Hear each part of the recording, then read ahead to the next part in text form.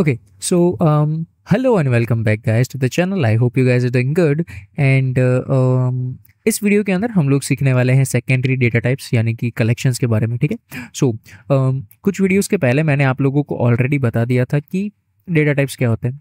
ठीक है, तो डेटा टाइप्स दो तरह के होते हैं, primary data types and secondary data types. ठीक है, प्राइमरी डेटा टाइप्स को हमने डिटेल में ऑलरेडी कवर कर लिया है इन द प्रीवियस वीडियोस, तो अगर आप लोगों ने नहीं देखा हुआ है then please first go and check that video out. Okay, so secondary data types जो होते हैं ना वो होते हैं हमारे कलेक्शंस। ठीक है, कलेक्शंस क्या होता है? कलेक्शंस का मतलब होता है एक जैसी चीज़ों को साथ में इकट्ठा रख देना। ठीक है, जैसे से फॉर एग्जांपल कोई कहता है ना कि मेरे पास यार जूतों का कलेक्शन है, कोई कहता है मेरे पास ना वो सिक्के होते हैं ना उनका कलेक्शन होता है। तो कलेक्शन क्या होता है कि मेरे पास एक तरह की बहुत सारी चीज़ें एक साथ पड़ी हुई है। ठीक है, जिसको मैं बुलाता हूँ कलेक्शन। ओके, तो कलेक्शंस जो होते हैं वो कॉटलिन के अंदर कुछ इस तरह से काम करते हैं कि सपोज करो कि मेरे पास ना कुछ नंबर्स है, से फॉर एग्जांपल 10, 20, 30, 40, 50, 60, 70, ये कुछ नंबर्स है मेरे पास। इन सबको इकट्ठा करके मैं अगर कहीं पे रख दूँ, ठीक है, और उसको मैं अगर एक नाम दे दूँ तो वो क्या हो जाएगा, मेरा एक कलेक्शन।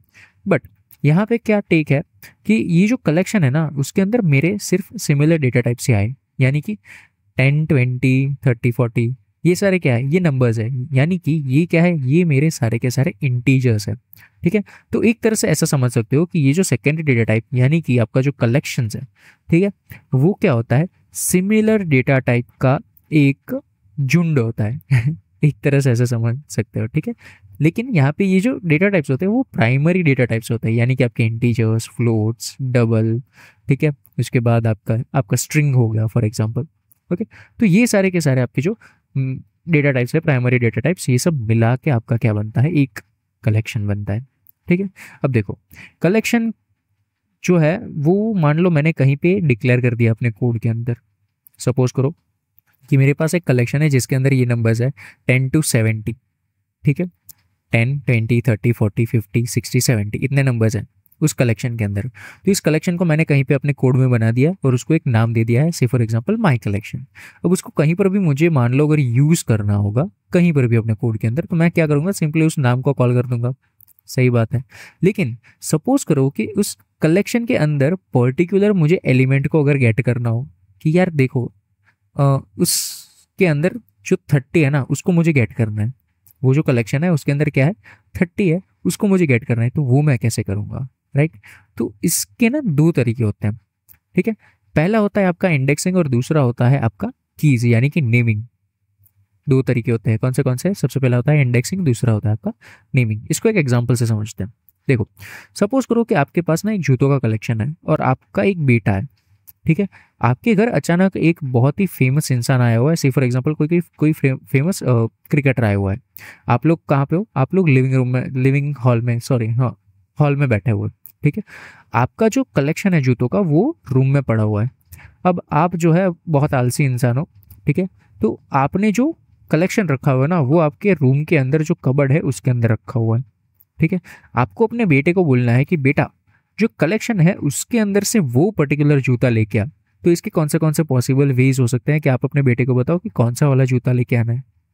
ठीक है, तो कॉटलिन के हिसाब से दो वेज हो सकते हैं। सबसे पहला होता है इंडेक्सिंग। इंडेक्सिंग का मतलब होता है पोजीशनिंग, कि आपने जो कलेक्शन है, सपोज करो कि उसके अंदर 50 जूते पड़े हुए हैं, तो वो जो 50 जूते हैं उनको एक पर्टिकुलर सीक्वेंस में यानी कि पोजीशन वाइज रखा हुआ है, जहां पे आपने उन सबकी जो पोजीशन है उसको याद करा हुआ है कि यार 10वें नंबर की जो पोजीशन है उसके ऊपर ये वाला जूता पड़ा हुआ है, 50th नंबर पे कौन सा वाला जूता पड़ा हुआ है, 50th पोजीशन यानी कि लास्ट पोजीशन पे कौन सा जूता पड़ा हुआ है। तो आप अपने बेटे को क्या बोलोगे कि बेटा 10वें नंबर पे जो जूता पड़ा हुआ होगा ना, ठीक है, पहली लाइन में सबसे ऊपरी रो में जो लास्ट में जो 10वें नंबर पे जो जूता पड़ा हुआ होगा उसको लेके आ।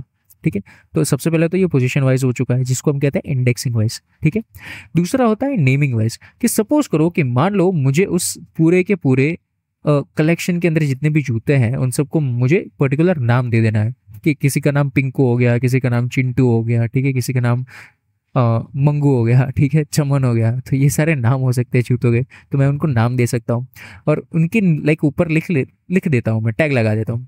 फिर मैं अपने बेटे को बोलता हूँ कि बेटा देख कलेक्शन के अंदर जिस भी पर्टिकुलर जूते के ऊपर चिंटू लिखा हुआ हो ना वो पर्टिकुलर जूता तो लेके आ।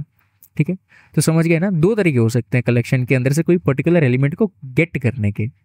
ठीक है, तो अब देखो कॉटलिन के अंदर भी ऐसा ही होता है। ये जो दूसरा मैंने वे बताया ना, उसको हम कहते हैं कीज, यानी कि नेमिंग दे देना, कि आप उस पर्टिकुलर एलिमेंट को कुछ नाम दे दो। ठीक है, कि मान लो 10 है तो 10 को मैंने कुछ नाम दे दिया, सही बात है, वो हो सकता है। ठीक है, तो दो तरीके होते हैं कॉटलिन के हिसाब से। सबसे पहला होता है इंडेक्सिंग यानी कि पोजिशनिंग, दूसरा होता है आपका कीज यानी कि नेमिंग। अब देखो थोड़ा फर्दर इसके अंदर डीप डाउन उतरते हैं। देखो सबसे पहले बात कर लेते हैं हम इंडेक्सिंग की। तो जो कलेक्शन होता है ना, वो मैंने कुछ इस तरह से यहाँ पे रिप्रेजेंट करा हुआ है, जहाँ पे मैंने उसके अंदर स्टोर करवाए हुए हैं कौन से नंबर्स, 10, 20, 30, 40, 50, 60 टू 100। ठीक है, अब इसको मैंने क्या करा है, नाम दे दिया है। नाम क्या दिया है मैंने यहाँ पे, माई डेमो कलेक्शन। ठीक है, ये मैंने क्या करा हुआ है, नाम दे दिया है। सबसे पहले इंडेक्सिंग को समझ रहे हैं, ठीक है, तो पहले इंडेक्सिंग को समझेंगे। अब देखो इंडेक्सिंग जैसा कि मैंने बताया कि पोजीशन होता है, ठीक है, बट एक टेक है यहाँ पे, ठीक है, एक कैच है यहाँ पे, याद रखना है। पीएस मैं लिख रहा हूँ नीचे, ठीक है, यहाँ पे लिखा हुआ है, आगे जाके पढ़ेंगे। पॉइंट क्या है कि हमेशा याद रखना कि प्रोग्रामिंग के अंदर, ऐसा नहीं कि कॉटलिन की बात कर रहा हूँ मैं, इन जनरल प्रोग्रामिंग के अंदर कहीं पर भी अगर इंडेक्सिंग की बात आ रही है तो हमेशा याद रखना इंडेक्सिंग हमेशा 0 से स्टार्ट होती है।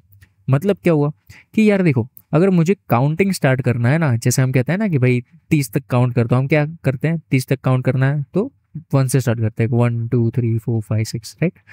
प्रोग्रामिंग के अंदर जब भी काउंटिंग स्टार्ट होती है तो हमेशा 0 से स्टार्ट होती है, हमेशा इस चीज़ को याद रखना है। सेम वे इंडेक्सिंग जो होता है वो 0 से स्टार्ट होता है। अब ये जो इंडेक्सिंग होता है ना, वो हमारी साइड से नहीं करता है, ठीक है। जो कॉटलिन होता है ना, वो बाय डिफॉल्ट हर एक कलेक्शन को क्या करता है, एक इंडेक्सिंग दे देता है, ठीक है, डिपेंडिंग कि वो कौन सा टाइप का कलेक्शन है, जिसको हम आगे अभी पढ़ेंगे, डोंट वरी अबाउट दैट। तो सपोज करो कि वो इंडेक्सिंग टाइप का एक कलेक्शन है, ठीक है, वो क्या है, इंडेक्सिंग टाइप का कलेक्शन है। अब वो क्या करता है कॉटलिन, जो बाय डिफॉल्ट एक कलेक्शन होता है उसके अंदर हर एक एलिमेंट को एक इंडेक्स दे देता है, starting from the very left hand side, वो वहां से स्टार्ट करता है और लास्ट तक चला जाता है। जैसे ये जो 10 है, इसको मैंने इंडेक्स दे दिया है 0, यानी कि मैंने मतलब कॉटलिन ने दे दिया है, ठीक है, उसको दे दिया है 0, 20 को दे दिया है 1, 30 को दे दिया है 2 एंड सो ऑन। ये क्या करेगा, जो सबसे स्टार्टिंग वाला जो एलिमेंट होगा ना, सबसे लेफ्ट हैंड साइड पे, उसको क्या करेगा, एक इंडेक्स दे देगा, दैट विल बी 0, ठीक है, और उस इंडेक्स को इंक्रीमेंट करते जाएगा, यानी कि बढ़ाता जाएगा by 1, moving towards the right hand side, okay, यानी कि लास्ट में जाता जाएगा, ठीक है।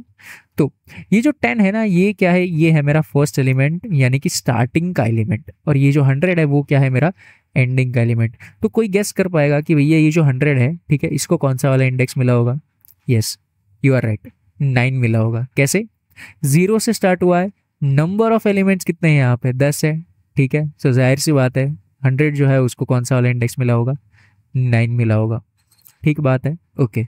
अब देखो जो कलेक्शन का साइज होता है ना, that is nothing but number of elements in the collection, यानी कि इस कलेक्शन के अंदर कितने नंबर ऑफ एलिमेंट्स हैं, ठीक है, उसको हम क्या कहते हैं, कलेक्शन का साइज। तो ये बहुत ही ज़्यादा एक इंपॉर्टेंट टर्मिनोलॉजी है, ठीक है, तो उसको आप याद रखना, ये आगे जाके बहुत ज़्यादा काम आएगा कोड वगैरह के अंदर, ठीक है।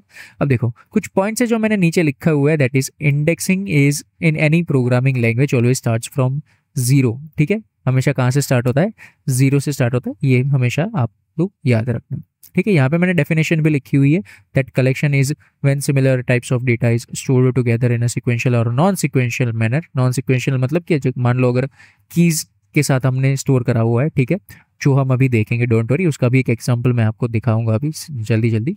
तो वो जो है whose elements could be accessed using either indexes or keys names, ठीक है, यानी कि अगर मान लो मुझे उसके कोई भी पर्टिकुलर एलिमेंट को अगर गेट करना हो, ठीक है, मुझे उसको लेना हो, उसको पाना हो, तो किस तरह से पा सकता हूँ मैं, ठीक है। दो तरीके हैं जो मैंने अभी अभी आप लोगों को बताया, कि या तो आप इंडेक्सिंग यानी कि पोजीशनिंग का यूज़ कर सकते हो, या फिर आप कीज यानी कि नेम्स वगैरह नेमिंग का यूज़ कर सकते हो, ठीक है।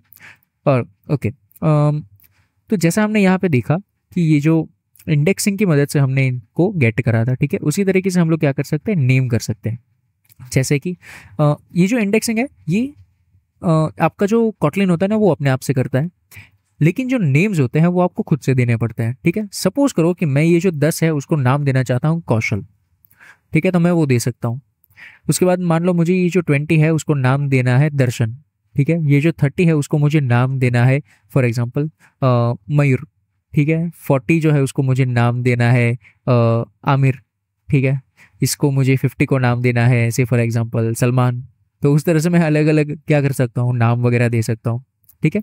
अब जब भी मुझे इन कलेक्शन के अंदर से उस पर्टिकुलर वैल्यू की ज़रूरत होगी, ठीक है, उस पर्टिकुलर एलिमेंट की ज़रूरत होगी, तो मैं क्या करूँगा, उसका जो नाम मैंने उसको दिया होगा ना उस एलिमेंट को, उसको कॉल करूँगा। ठीक है, कि भैया देखो उस एलिमेंट को ना मैंने ये नाम दिया था, तो इस कलेक्शन के अंदर इस पर्टिकुलर नाम के साथ जो भी वैल्यू हो, ठीक है, उसको क्या करो, लेके आ जाओ। मैं ये कहूँगा तो कंप्यूटर जो है वो लेके आ जाएगा। अब देखो, ये जो नाम मैं इसको दूंगा ना, सपोज मैंने फॉर एग्जाम्पल 10 था, तो 10 को मैंने अपना नाम दिया था, यानी कौशल दिया था। ये जो कौशल है ना, इसको हम कहते हैं की। ओके, इसको हम क्या कहते हैं, इसको हम कहते हैं की। ठीक है, और ये जो 10 है, यानी कि मैंने जिसको ये नाम दिया है, यानी कि जिसको मैंने ये जो की है वो असाइन करी है, जिसको ये दी है, ठीक है, जिसके ऊपर मैंने इसको थोपा हुआ है, वो जो है वो है मेरा क्या, वो है मेरा वैल्यू। ठीक है, आई होप आप सभी लोगों को यहाँ तक की जो सारी चीज़ें हैं वो सब क्लियर हो चुकी है। ठीक है, तो ये जो है ये मिला के क्या बनता है, एक की वैल्यू पेयर बनता है। ठीक है, की वैल्यू पेयर का मतलब कि जो एक की होगी, यानी कि एक नाम होगा और उसके अंदर आपने क्या स्टोर करवाया हुआ है, यानी कि ये जो नाम है ये किसको दिया हुआ है, ठीक है, वो, तो इसको हम मिला के बोलते हैं की वैल्यू पेयर।